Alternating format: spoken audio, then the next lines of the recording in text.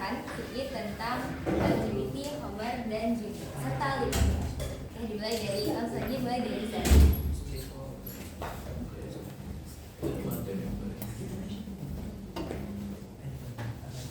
Oke, jadi yang pertama itu ada liwat. Liwat itu berasal dari kata lut, di mana kata lut itu adalah ajam atau kata-kata asing yang non Arab. Kemudian lut ini dipecah lagi menjadi liwat, liwatan, talaut, dan luya, di mana semua kata ini bermakna melakukan perbuatan seperti porno di lut. Kalau dalam bahasa Inggris bisa dimaknai homosexuality atau sodomi. Kemudian setelah itu liwat adalah perbuatan yang dilakukan oleh seseorang laki dengan cara memasukkan zakat atau fungsi dalam bentuk laki lain. Secara simpelnya Mawardi itu menyatakan bahwa liwat ini adalah kegiatan di mana lelaki itu mempersetubuhi lelaki lainnya. Nah, hal ini juga dinisbatkan kepada kaum Nabi Lut. Kemudian ini ada ayatnya. Ada ayat yang membaca? Mungkin Zahra. Mungkin Zahra.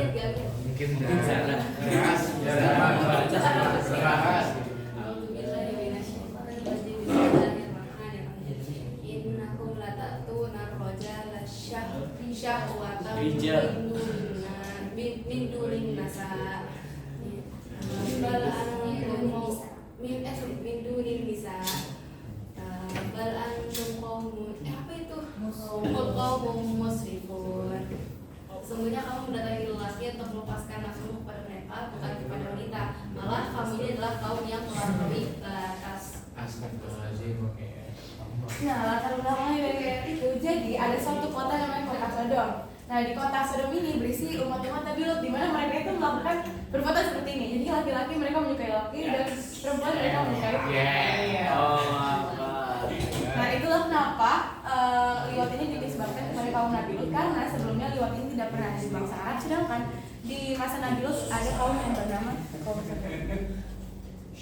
Kemudian ini adalah hadis yang kayak menggambarkan kekhawatiran Nabi Muhammad, yaitu An-Jabir bin Abdillahi qala Rasulullah sallallahu alaihi wasallam inna akhwafa ma akhafu ala ummati amalu qaumil lut. Sungguhnya yang paling aku khawatirkan terhadap umatku adalah perbuatan kaum.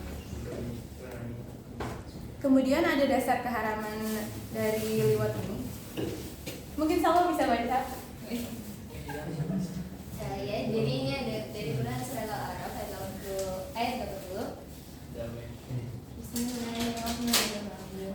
Walaupun in qala liqaumihi ya'tadun falika ma sarqakum biman ahadin minal alamin. Ya, artinya, dan kami juga telah mengutus kepada kaumnya, yaitu ingatlah tatkala dia berkata kepada mereka, mengapa kamu mengerjakan perbuatan fahisyah itu atau perbuatan buruk itu yang belum pernah dikerjakan oleh seorang pun di dunia ini sebelummu. Jadi emang asal mula bangetnya itu dari kaum Sodom. Selanjutnya ada Al-A'raf ayat 33. Qul innama harama rabbil fahisyata ma dhahara minha wa ma batana. Tuhanku hanya mengharamkan perbuatan yang keji, baik yang nampak ataupun yang tersembunyi. Kemudian ada dampak negatif dari liwat. Yang pertama itu dikategorikan sebagai orang yang melampaui batas. Di sini ada salah satu ayat juga di mana artinya itu sesungguhnya kaum mendatangi lelaki untuk melepaskan nafsumu, bukan kepada wanita. Malah kaum ini adalah kaum yang melampaui batas.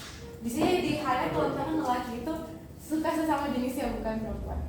Terus yang kedua itu dilakukan oleh Allah Subhanahu Wa Taala. Di ayat ini juga di hadis ini dikatakan bahwa Allah melaknat orang yang melakukan perbuatan kaum Lut. Allah melaknat orang yang melakukan perbuatan kaum Lut sebanyak 3 kali.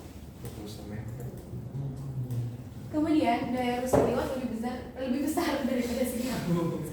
Jadi kalau misalkan zina itu merusak nasab dan keturunan, dengan kita melakukan liwat ini berarti mengancam keberlangsungan spesies manusia, di mana kita tuh tidak mengenai dengan wanita.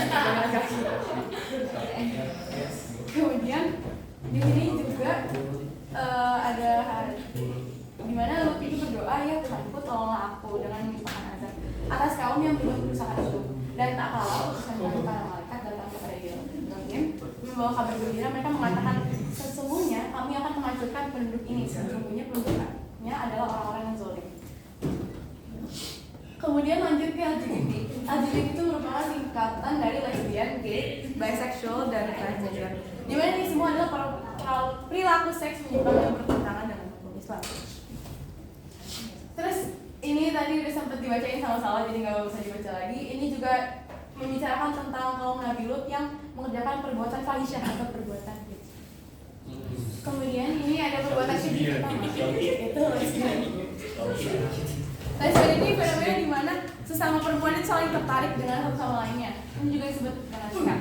Ini ada istilah fasilitas Islam, al-sihab, al-sahku, al-musahafa, al-tadaluk, al-sihajah. Semua itu bermakna pokoknya perilaku lesbianisme. Terus di sini ada definisi singkat dari beberapa ahli. Pertama ada Asy-Syamsiti, di mana beliau mengatakan istimta adalah bersenang-senang antara sesama wanita. Kemudian ada juga dari Al-Mawardi, yaitu lesbian adalah aktivitas wanita menggauli wanita lain. Terus ini ada gay yang disebut dengan lewat sebelumnya. Terus ada bisexual. Kalau tadi itu liwat antara laki dan laki, dan juga tadi sihab tuh perempuan dan perempuan. Ini misalkan kita laki-laki, kita suka perempuan dan kita suka laki-laki juga. Jadi kita suka dua-duanya. Terus di sini ada transgender. Ini fenomena di mana seseorang memiliki gender yang berbeda dengan gendernya saat lahir. Ini disebut juga muannas. Itu dalam Indonesia itu banci, wadam atau wadia. Di mana itu adalah pria yang mengimitasi wanita dari aspek manapun itu. Kemudian ada tahanut. Ini masih definisi yang sama, itu lelaki yang mengimitasi wanita. Kemudian ini ada mutarajilah. Kalau tadi itu tentang pria, mutarajilah itu tentang wanita yang mengimitasi pria dari sisi sifat, gerak-gerik, akhlak, penglihatan, dan cara jalan khas. Ini dimaknai dengan tomboy. Kemudian ada juga kata lain, yaitu muhannas, yang laki-laki secara fisikis mengimitasi wanita. Terus juga ada kunisa, kelamin yang tidak jelas. Jadi kalau misalkan kunisa ini kelamin tidak jelas, itu bukan berarti kita operasi kelamin, tapi ini adalah kayak apa ya? Jadi ada suatu kondisi medis di mana pokoknya tuh kalau di dunia kesehatan ada beberapa orang yang terlahir dengan kelamin ganda. Nah itu nanti kalau nggak salah waktu seiring waktunya nanti bakal condong ke salah satunya ya. Nah nanti ya udah yang condong itu bakal dipilih sebagai gender apa dia? Gender resmi dia. Ya.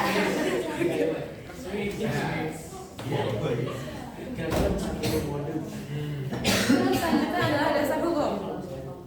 Ini kan ada 3 ayat ya, yang mau baca kita kasih hadiah 3 orang. Oke, yang pertama. Yang pertama Al-Mu'minun, siapa yang mau? Ya udah, Iska boleh. Boleh aku yang digedein gitu. Ayat 5 ya boleh dihapuskan. Keluar dulu.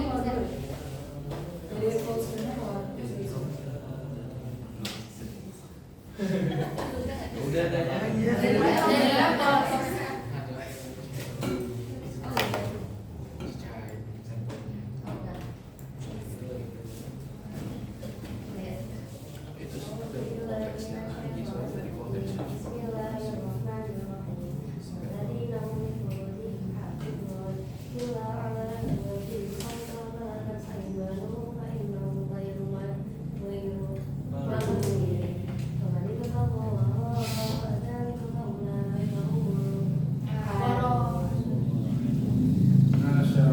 Masya Allah.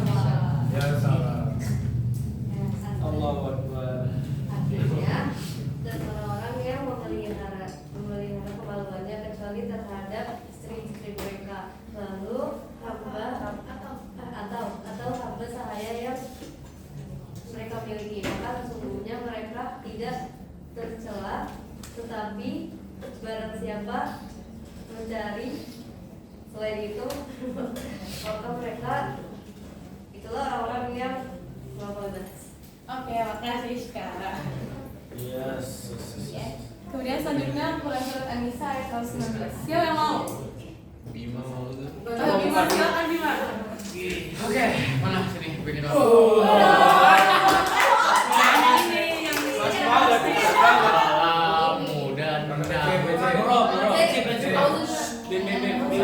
Pakai peci. Oh, peci. Salawat.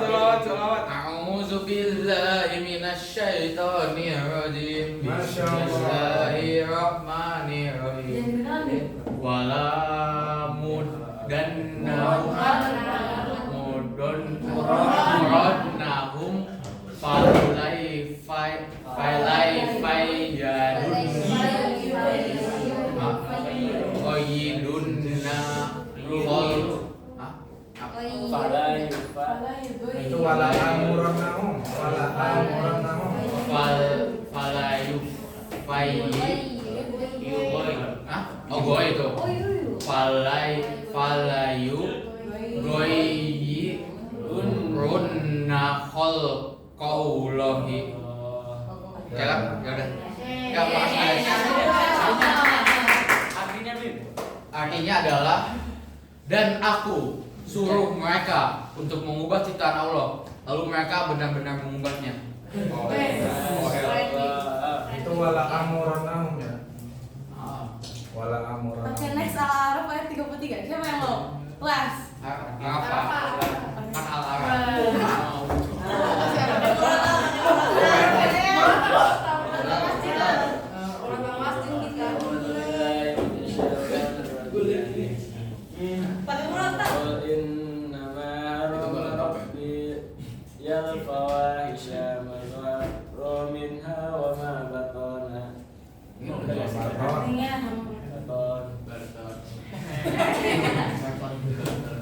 Tuhanku hanya mengharapkan perbuatan yang keji, baik yang besar ataupun yang tersembunyi. Oke, terima kasih.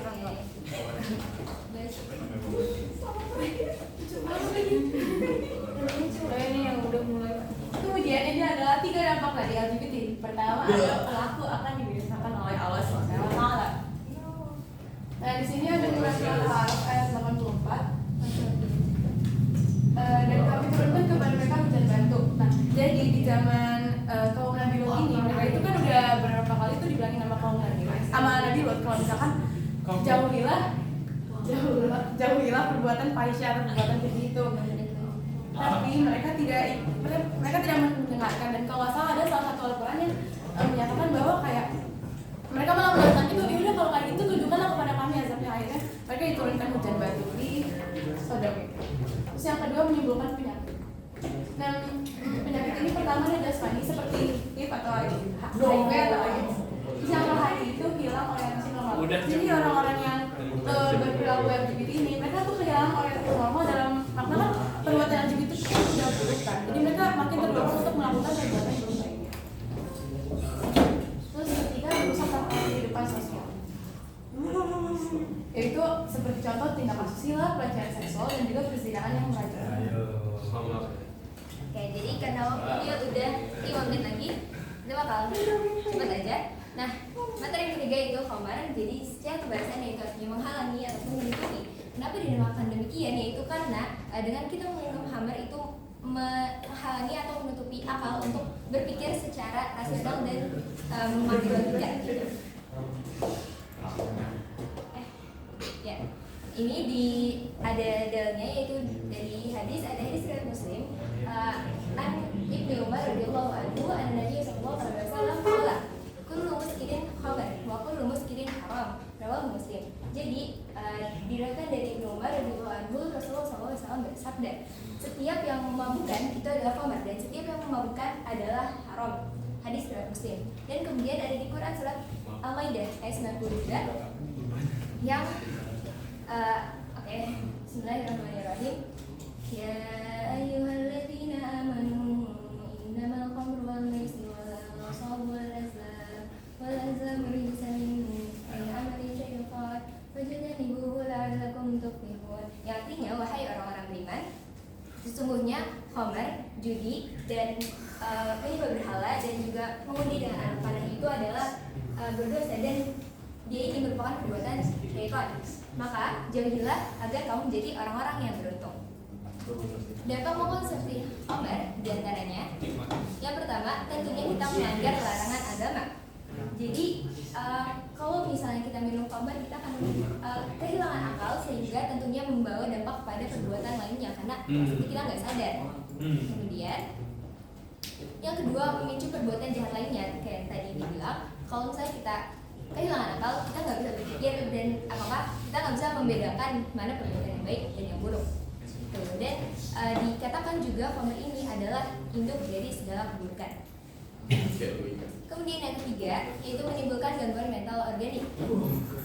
Minuman beralkohol ini dapat menimbulkan gangguan mental, yaitu GMO, yaitu gangguan dalam fungsi berpikir, merasakan, dan juga berperilaku.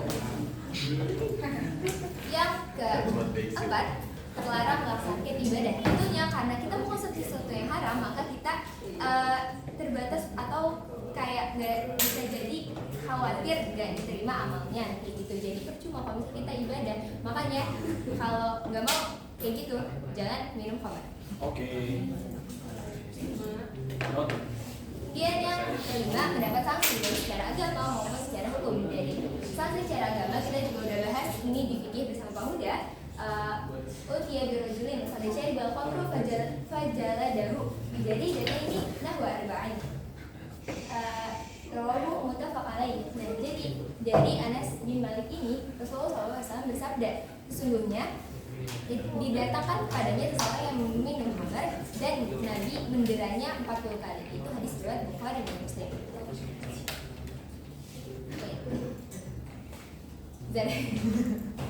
Adapun secara hukum yaitu diatur dalam pasal 356, 507, 508 dan juga 539. Yang juga di sini itu ada mabuk di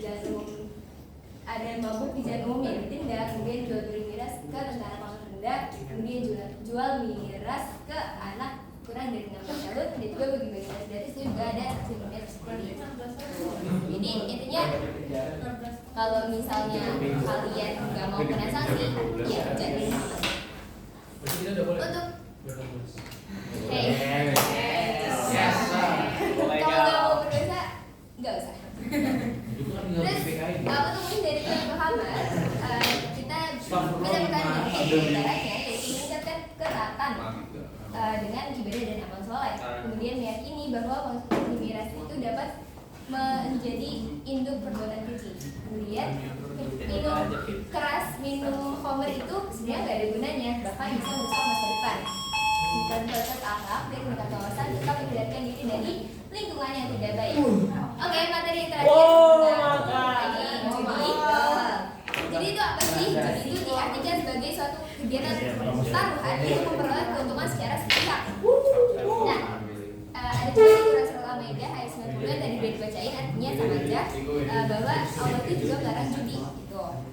Unsur judi itu ada apa aja sih? Yang pertama ada permainan atau perlombaan, biasanya itu buat hiburan kayak biar seru aja. Nah, yang kedua adanya unsur untung-untungan, jadi ada yang untung, ada yang rugi.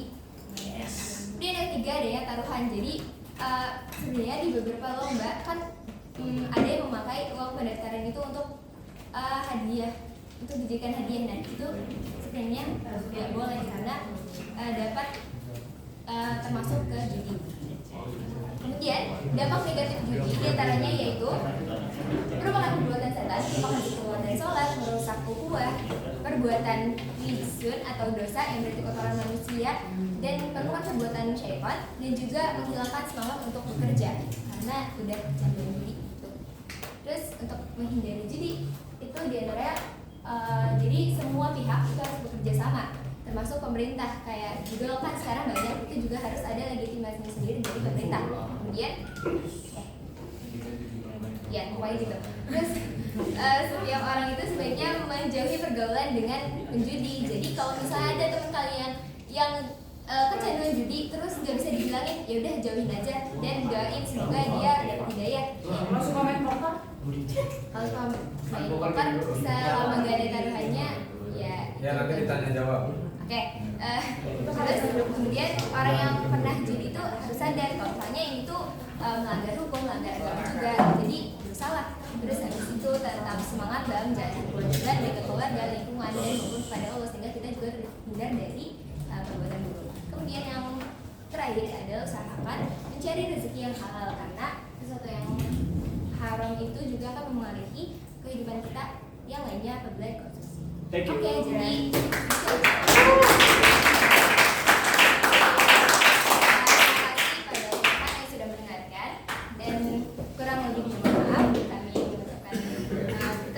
undur diri. Assalamualaikum warahmatullahi wabarakatuh. Waalaikumsalam.